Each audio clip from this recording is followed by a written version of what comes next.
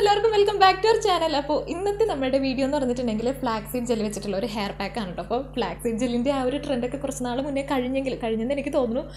ഞാനിപ്പോഴാട്ടോ try ചെയ്യാൻ തുടങ്ങിയത്. ഇപ്പോഴെന്ന് വെച്ചിട്ടുണ്ടെങ്കിൽ ഒരു 2 മാസം, ഒരു 3-4 വട്ടമൊക്കെ ഞാൻ ട്രൈ ചെയ്ത് നോക്കിയിട്ടുണ്ടായിരുന്നുള്ളൂ. ആദ്യം ഞാൻ ഫ്ലാക്സീഡ് ഇട്ട് നോക്കിയിട്ടുണ്ടായിരുന്നു. ആദ്യം ഇട്ടിട്ട് ഭയങ്കര, എനിക്ക് ഇപ്പം എൻ്റെ ഹെയറിൻ്റെ ആണോ എന്ന് എനിക്കറിയില്ല കേട്ടോ. ഞാൻ ഇട്ട് കഴിഞ്ഞിട്ട് ഭയങ്കര സാധാരണ ഉള്ളതിനേക്കാട്ടിലും കുറച്ചും കൂടി റഫായിട്ട് എനിക്ക് തോന്നിയിട്ടുണ്ടായിരുന്നു. പിന്നെ ഓവറായിട്ട് ഡ്രൈ ആയിട്ടും തോന്നിയിട്ടുണ്ടായിരുന്നു. അപ്പോൾ അതുകൊണ്ട് എനിക്ക് ആദ്യത്തെ വട്ടം ഇട്ടപ്പോൾ ഇഷ്ടപ്പെട്ടില്ല. പിന്നെ രണ്ടാമത്തെ വട്ടം ഇട്ട് നോക്കാൻ വേണ്ടിയിട്ട് നമ്മുടെ ജെല്ലിലേക്ക് വേറെ 2 ഇൻഗ്രീഡിയൻസും കൂടി ആഡ് ചെയ്ത് കൊടുത്തു. അങ്ങനെ ചെയ്ത് കഴിഞ്ഞപ്പോഴേക്കും എനിക്ക് ഡ്രൈയിങ്ങിൻ്റെ എഫക്റ്റ് ഇല്ല.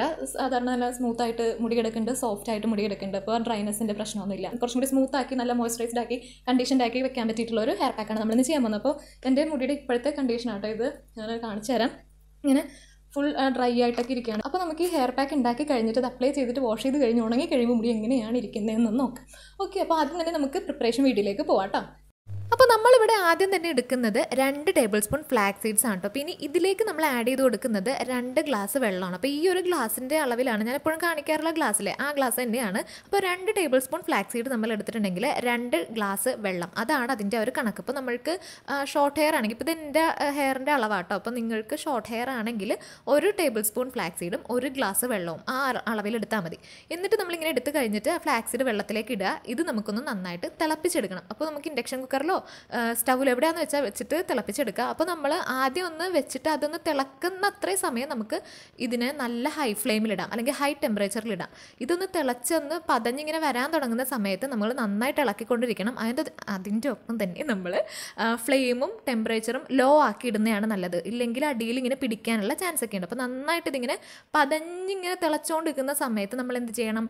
1/2 ഗ്ലാസ് പാല് ഒഴിച്ചു കൊടുക്കണം. അപ്പോൾ ഈ പാലെന്ന് പറയുന്നത് വെള്ളം ചേർത്തിട്ടില്ല, തിളപ്പിച്ചിട്ടില്ല, പച്ചപ്പാലാണ്. നമ്മൾ കടയിൽ നിന്ന് വാങ്ങിക്കുന്ന പാക്കറ്റ് പാലില്ലേ, ആ പാലാണ് ചേർത്ത് കൊടുക്കണം. അപ്പോൾ ഈ പാലാണെങ്കിലും നമ്മുടെ തേങ്ങാപ്പാലാണെങ്കിലും നമ്മൾക്ക് ചേർത്ത് കൊടുക്കാം. പക്ഷേ തേങ്ങാപ്പാൽ നമ്മൾ ഇട്ടിട്ട് അധികം അങ്ങ് തിളപ്പിക്കാൻ പാടില്ല.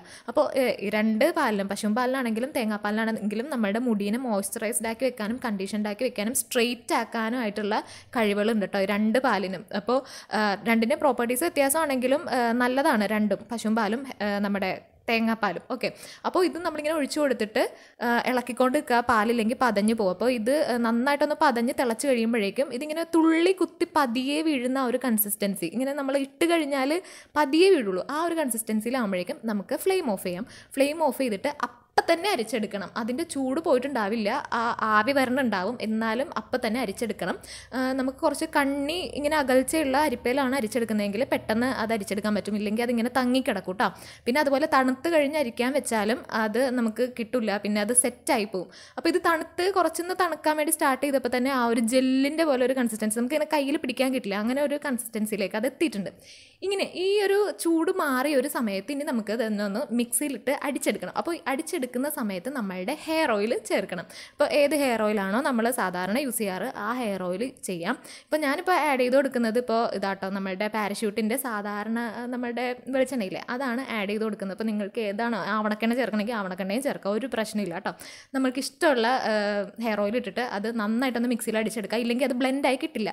അപ്പോൾ നമ്മൾ മിക്സിയിലിട്ട് അടിച്ചെടുത്ത് കഴിയുമ്പോഴേക്കും നമ്മുടെ നല്ല സ്മൂത്തായിട്ടുള്ള നല്ല അടിപൊളി ടെക്സ്ചറിൽ നമുക്ക് അപ്ലൈ ചെയ്യാൻ പറ്റുന്ന ഒരു ടെക്സ്ചറിൽ നമുക്ക് നമ്മുടെ ഹെയർ പാക്ക് കിട്ടും. എന്നിട്ട് നമ്മൾ എപ്പോഴും ചെയ്യാറുള്ളത് പോലെ നമ്മുടെ പാക്ക് ഒരു കുപ്പിയിലേക്ക് ആക്കുക, അത് വെച്ച് അപ്ലൈ ചെയ്ത് കൊടുക്കുക. ഇതിപ്പോൾ ഇത്ര അല്ല കേട്ടോ, കുറച്ചും കൂടി ക്വാണ്ടിറ്റി ഇരിക്കുന്നുണ്ട്.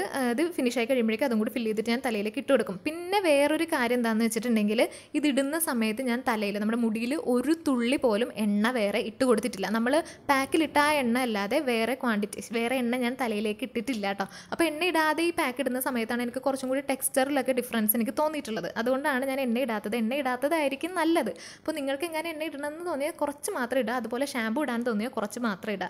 പിന്നെ ഇതിട്ടിട്ട് ഒരു 20 മിനിറ്റ് അല്ലെങ്കിൽ 30 മിനിറ്റ് കഴിയുമ്പോൾ തന്നെ നമുക്കിതിങ്ങനെ ഒട്ടിപ്പിടിക്കുന്ന പോലെ തോന്നും. ആ ഒരു സമയമാകുമ്പോൾ തന്നെ പോയി കഴുകിയേക്കുക. കൂടുതൽ സമയം വെച്ച് ഉണക്കാതിരിക്കാൻ വേണ്ടി നോക്കാം കേട്ടോ.